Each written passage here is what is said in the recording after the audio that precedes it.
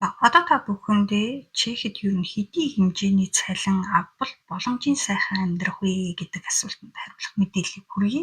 Чех улсын хэмжээнд минимум wage буюу одоо хөлбөмбөрийн үсний доод хэмжээ хөлбөмбөрийн хуулиараа жил бүр шинжилдэг.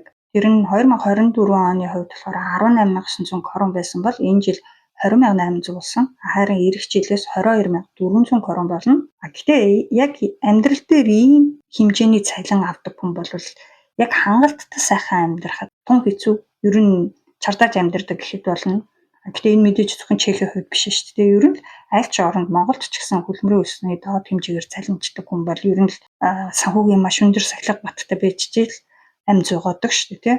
Тэгвэл яг ямар хэмжээний цалин байхад боломжийн амьдрах вэ гэдгийг Достойно места ЦС гэдэг сайтаас харах боломжтой байдаг Чехийн хувьд. Эднийх жил бүр тооцоолол хийхэд шаардлагатай өгөгдлийг Чехийн статистикийн албанаас аваад тэгээд шинжлэх ухааны академи, үйлдвэрчний эвлэл, нийгмийн оролцооны агентлаг зэрэг байгууллагад ажилладаг эдийн засаг, улс төр, нийгмийн судлалын чиглэлийн экспертүүдээр баг бүрдүүлээд тооцоог гаргадаг.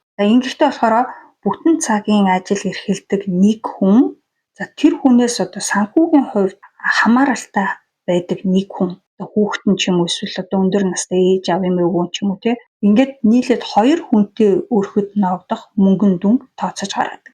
Энэ мөнгөн дүнг нь байр, хоол, зэрэг шаардлагатай хэрэгцээгээ хангах, чөлөө цагаараа ямар нэг сонирхдаг зүйлээ хийх болон багахан хэмжээний хуримтлал үүсгэхэд хүрэлцээтэй байх хэмжээний дүн буюу зохистой цалин гэж нэрлэдэг.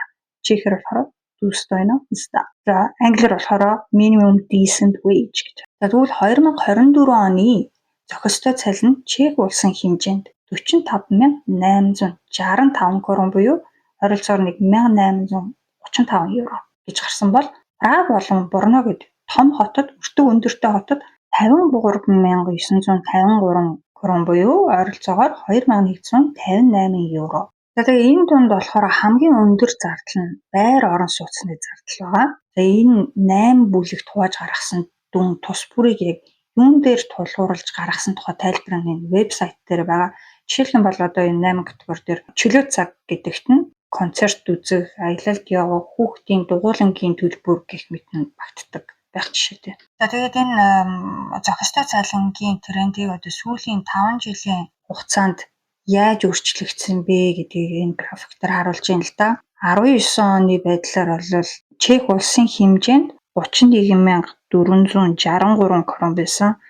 Праг, Брно хотод болохоор 36,850 байсан байна. Тэгээд одоо юмны үн нэмэгдэхин хэрээр энэ зохистой цалингийн хэмжээ ч гэсэн бас нэмэгдээ явж байна. Энэ зохистой цалинг бусад статистик дүнтэй харьцуулаад харахад хамгийн дээдлийнх нь болохоор зохистой цалин гэдэг сая Достойно места маань харагдаж байна. 45,865 Чех улсын хэмжээ. Праг, Брногийн хувьд болохоор 53,953 гэсэн. Тэгвэл Чех улсын хэмжээнд дундаж цалин болохоор 46,165 байсан байна 2024 оны байдлаар. Медиан цалин болохоор 39,653 байсан байна. Тэгэхээр ер нь эндээс харахад статистикийн албанаас гаргасан дундаж цалин гэдэг юм байдаг шүү дээ. Тэр хэмжээний цалинтай байхад ер нь бол боломжийн амьдарчнаа гэдээ ойлгоход хэлцэхээр байна. Тэгвэл Чехэд ер нь хэр их хүн боломжийн цалин авч чадахгүй байна вэ гэдгийг энд харуулсан байна. Нийт иргэдийн 63% нь харин Брно болон Праг хотуудын хувьд болохоор 59% нь энэ зохистой цалингаас доогуур цалин авдаг гэж. Энэ нь болохоор ойролцоогоор 2.5 сая хүн байна. Тэгэхээр Чехийн зохистой цалингийн талаарх мэдээлэл ийм байна.